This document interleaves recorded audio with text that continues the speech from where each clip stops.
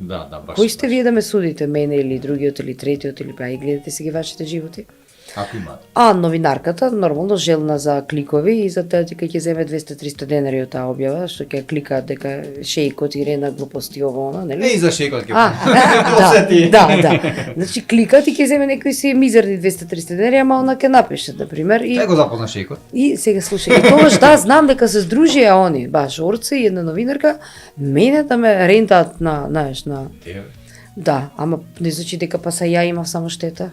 И него исто така нели плачеше, овкаше на социјалните мрежи дека и тоа па не е добро за еден маж да плаче, нели? На толку милион жени ти да плачеш за мене, така? Па ти убаво кажа дека значи, не се забораваш така лесно. Па шо, па затоа се е на тоа место каде што е. И тоа е тоа. Па кај сака нека биде. Шејкот, ајде. Во Дубај го запозна или? Не го запознав во Дубај. Во Дубај јас бев пред 2 години. Го запознав, кај го запознав? Во Катар го запознав. Катар. И таму си била?